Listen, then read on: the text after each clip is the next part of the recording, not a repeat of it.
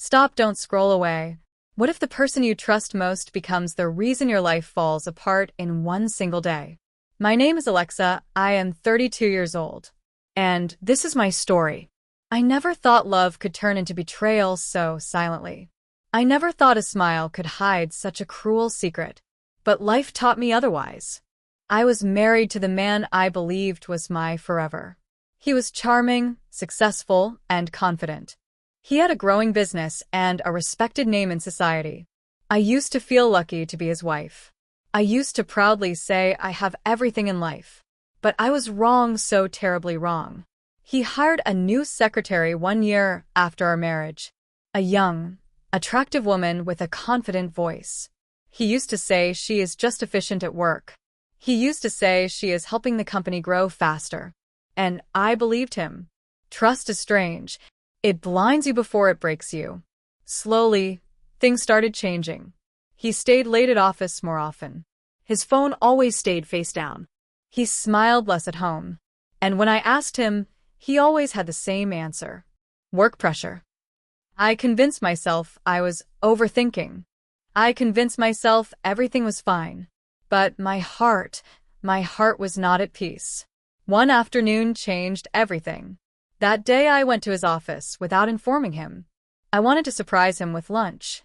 I still remember walking into that building. The air felt normal at first. People greeted me politely. But then something felt off. The receptionist looked nervous seeing me. My steps slowed down instinctively. Asked for my husband's cabin. She hesitated for a moment, then pointed toward the top floor. I smiled and took the lift, holding the lunchbox tightly in my hand, thinking he would be happy to see me. But destiny was already laughing at me. I reached his cabin door. It was slightly open. I heard voices inside. One was his. The other was hers. My heart started beating faster. I pushed the door slowly, and what I saw shattered my entire world. My husband was standing too close to his secretary. Too close for just work. Their hands were intertwined. The world stopped for me. My breath froze in my chest. He saw me. His face changed instantly. Fear, guilt, shock. She stepped back quickly, fixing her clothes. Silence filled the room like poison. I dropped the lunchbox. It fell on the floor with a soft thud. No one spoke for a few seconds. Those seconds felt like years. Then I finally whispered, "What is this?" My voice trembled, but I still wanted an explanation. He tried to speak, but no words came out properly. It's not what you think," he said. I laughed painfully. A broken laugh. "Then what is it?" I asked. The secretary looked away, uncomfortable and silent. I looked at both of them, and everything became clear without explanation. My husband's silence was the answer. I stepped back slowly. My legs felt weak. I turned around and walked out. I didn't run. I didn't scream. I just walked like a dead woman inside a living body. Behind me, I heard him calling my name. But I didn't stop. I reached home somehow. I don't even remember the drive. That night, he came back late. He tried to explain everything. He said it was a mistake. He said it meant nothing. He said I was misunderstanding. But betrayal is not misunderstood. It is experienced. I didn't shout. I didn't argue. I just looked at him silently, because I had nothing left to say. Days passed like broken glass. Every word between us felt heavy. And then came the final blow. One evening, he came home with anger in his eyes. He was not the man I married anymore. He said I was destroying his peace. He said I was interfering in his life. And then he said the words I never expected. "Leave this house." I froze. I thought I misheard him, but he repeated it again. "Get out. This is my house." Something inside me broke permanently. I asked him softly, "Where will I go?" He didn't answer. The same man who once promised to protect me was now throwing me away like I meant nothing. That night, I packed my things in silence. No tears left in my eyes. Only emptiness. I left the house before sunrise, with nothing but a broken heart. The world outside felt unfamiliar, like I didn't belong anywhere anymore. I stood alone on the road, watching the house disappear behind me. I didn't know where life would take me next, but I knew one thing. This was not the end of my story. It was the beginning of my rebirth. And somewhere inside that pain, a new Alexa was starting to wake up. The night I left my home, I didn't sleep. I stayed at a small roadside waiting area near the bus station. People were passing by, living their lives, while mine felt completely destroyed. I kept asking myself one question. How did I become so disposable? But there was no answer. Only silence. My phone kept ringing that night. It was him. At first, I didn't answer. Then I did. His voice was cold. Not guilty, not emotional, just distant. He said, "Stop making drama and come back quietly." Something inside me snapped. That moment I realized he didn't feel sorry. He felt annoyed that I found out. I hung up, and I never answered again. Days turned into weeks. I had no home, no money, no direction. I stayed in a small rented room shared with strangers. I worked small jobs just to survive. Sometimes I cleaned offices. Sometimes I helped in cafes. Sometimes I didn't eat, so I could save money for rent. Every night, I cried quietly. Not because I wanted him back, but because I couldn't understand how love turned so cruel. But slowly something changed inside me. Pain stopped feeling like weakness.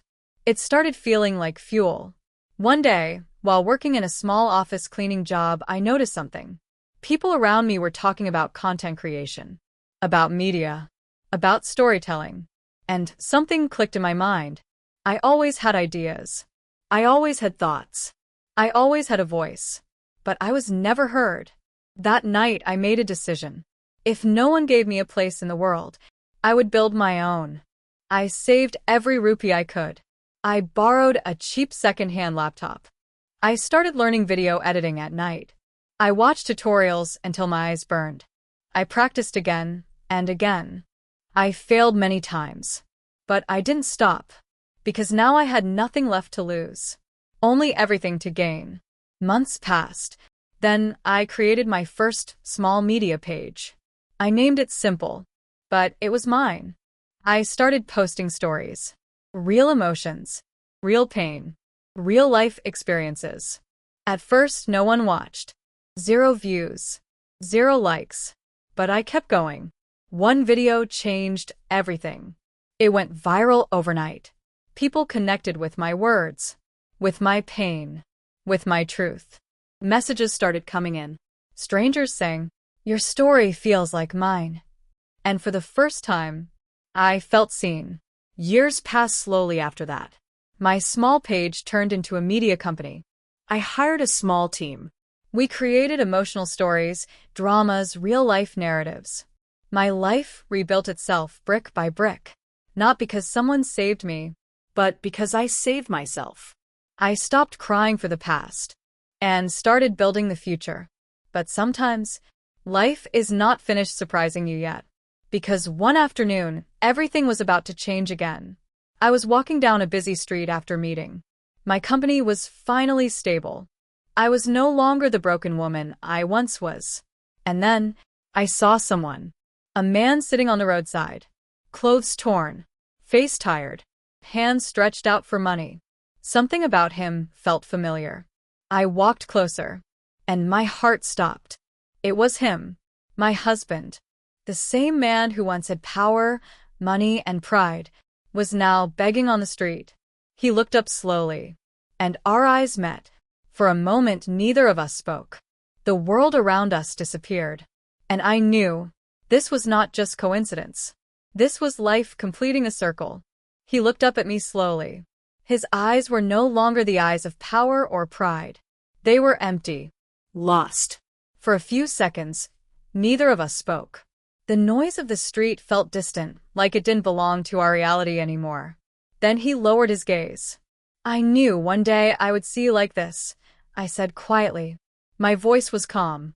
Not angry anymore. Not broken anymore either. Just aware. He swallowed hard.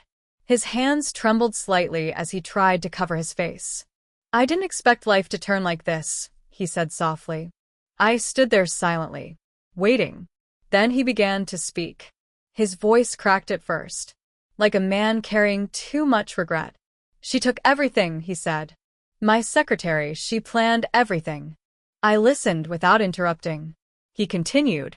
"She drained my money, my accounts, everything.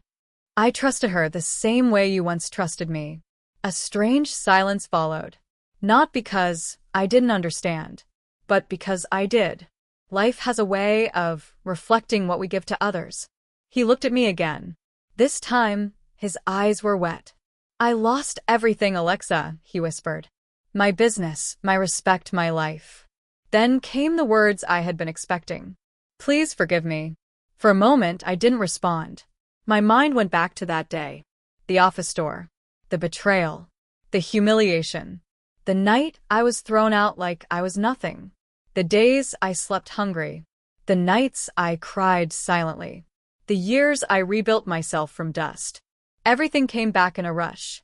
But something inside me was different now. I was no longer the woman who begged for love. I was no longer the woman who needed validation. I looked at him calmly. "You didn't just cheat on me," I said softly. "You threw me out when I had nothing." He lowered his head. "I know," he said. "I was wrong." Silence again. The street noise returned slowly. People walking past. Cars passing by. Life continuing as if nothing had happened. But for us, there was everything. I took a deep breath.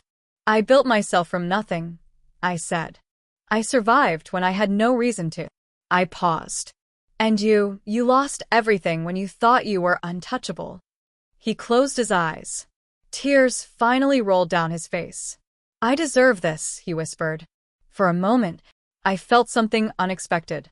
Not anger, not revenge, just peace. Because life had already spoken for me. Then I made a decision. Slowly, I bent down slightly and said, "Stand up." He looked confused. I said, "Stand up," I repeated. He stood slowly, shaking. I looked at him for a long moment. Then I said, "I don't hate you anymore." He froze. "But that doesn't mean I forget," I added. I took a step back. "You destroyed my past," I said. "But you didn't destroy my future." He nodded silently. Then I did something he didn't expect. I took a small amount of money from my purse and placed it in his hand. His eyes widened. "Why?" he whispered. I looked at him one last time. "Because I am not the woman you left behind anymore," I said. "I don't live in anger. I live in peace." Then I turned around and started walking away. Not because I forgave everything, but because I had finally outgrown the pain. Behind me, he stood still, watching me leave, maybe realizing too late that losing someone kind is the greatest loss of all. And me? I didn't look back. Because my story was no longer about betrayal. It was about rebirth, about strength, about rising from nothing. And sometimes, life doesn't give revenge. It gives closure.